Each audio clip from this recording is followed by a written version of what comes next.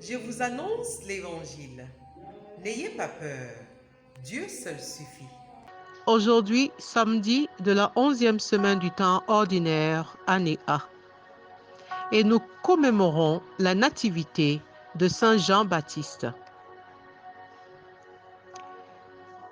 Évangile de Jésus-Christ selon Saint Luc, chapitre 1, versets 57 à 66 et le verset 80.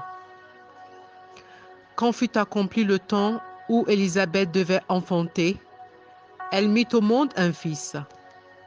Ses voisins et sa famille apprirent que le Seigneur lui avait montré la grandeur de sa miséricorde, et ils se réjouissaient avec elle. Le 8e jour, il vint pour la circoncision de l'enfant. Il voulait l'appeler Zacharie, du nom de son père. Mais sa mère prit la parole et déclara: « Non, il s'appellera Jean. » On lui dit: « Personne dans ta famille ne porte ce nom-là. » On demandait par signe au père comment il voulait l'appeler. Il se fit donner une tablette sur laquelle il écrivit: « Jean est son nom. » Et tout le monde en fut étonné.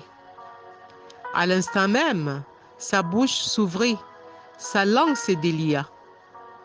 Il parlait et il bénissait Dieu.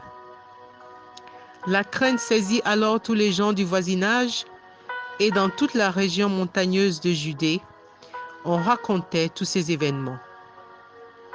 Tous ceux qui les apprenaient le conservaient dans leur cœur et disaient: « Que sera donc cet enfant? » En effet, la main du Seigneur était avec lui. L'enfant grandissait et son esprit se fortifiait. Il alla vivre au désert jusqu'au jour où il se fit connaître à Israël. Acclamons la parole de Dieu. Louange à toi, Seigneur Jésus. Chers frères et sœurs en Christ, chacun d'entre nous a une histoire personnelle particulière. Élisabeth et Zacharie aussi ont la leur. Alors que l'on peut considérer la naissance d'un enfant comme un événement régulier, pour eux, ceci est un mystère, un don de la grâce de Dieu. La naissance de Jean-Baptiste est pour nous, dans un premier temps, un appel à la disponibilité à Dieu afin qu'il puisse agir à nous comme il veut. Quand nos mains sont occupées, il est difficile de recevoir les nouvelles choses qui nous sont offertes. Dans un second temps, la naissance de Jean-Baptiste nous rappelle que l'Esprit Saint agit efficacement quand nous reconnaissons notre faiblesse. Que le Seigneur nous aide à avoir un corps toujours humble et à rester disponible à ses grâces. Amen.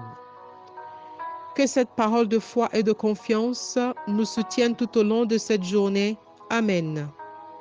Méditation proposée par Roland-Joseph Bauduit.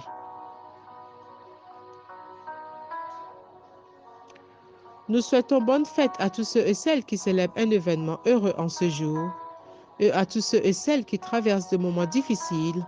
Nous vous disons courage et heureuse espérance en Dieu. Que Dieu Tout-Puissant nous bénisse et nous garde. Au nom du Père et du Fils et du Saint-Esprit. Amen.